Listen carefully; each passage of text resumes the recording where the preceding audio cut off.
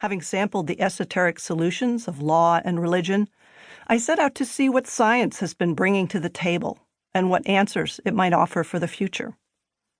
So began more wandering. My guides were people with titles unfamiliar to me: human-elephant conflict specialist, bear manager, danger tree faller blaster.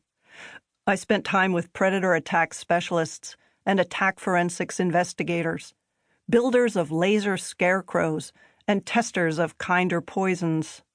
I traveled to some of the hot spots: back alleys in Aspen, Colorado, leopard-terrorized hamlets in the Indian Himalaya, St. Peter's Square the night before the Pope's Easter Mass.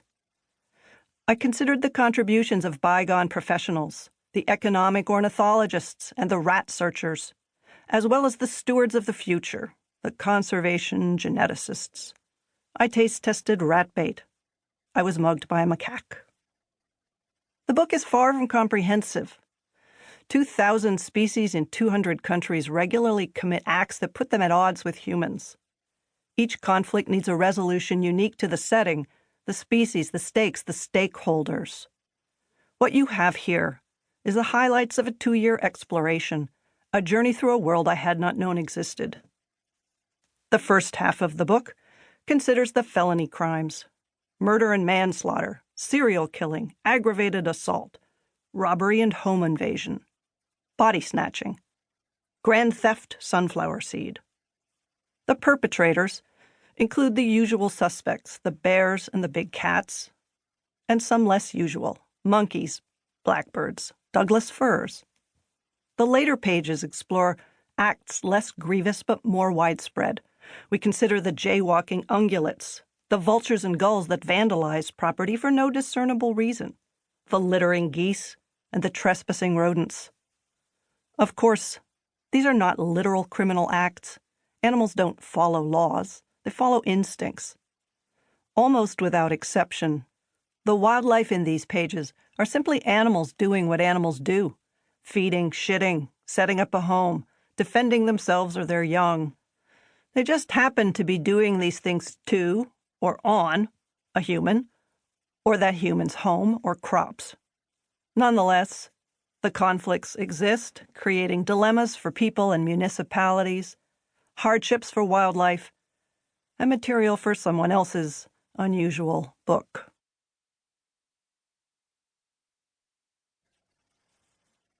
Chapter 1: Mall Cops. Crime scene forensics when the killer isn't human.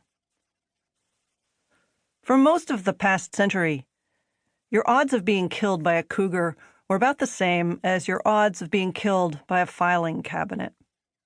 Snowplows kill twice as many Canadians as grizzly bears do. In the extremely uncommon instance when a North American human is killed by a wild North American mammal, the investigation falls to officers and wardens with state or provincial departments of Fish and Game, or Fish and Wildlife, as less hunty states like mine have rebranded themselves. Because the incidents are so rare, few of these men and women have much experience with them. They're more accustomed to poaching cases. When the tables turn and the animal is the suspect, a different kind of forensics and crime scene know-how is called for. Without it, mistakes are made. In 1995, a cougar was presumed to have killed a young man found dead on a trail with puncture wounds to the neck, while the true murderer, a human being, walked free. In 2015, a wolf was wrongfully accused of pulling a man from his sleeping bag and killing him. Cases like these are one reason there is WART, Wildlife Human Attack Response Training, and by its founder's admission, a horrible acronym. WART is a 5-day course, part lecture and part field training, taught by members of the British Columbia Conservation Officer Service. Because they have the experience.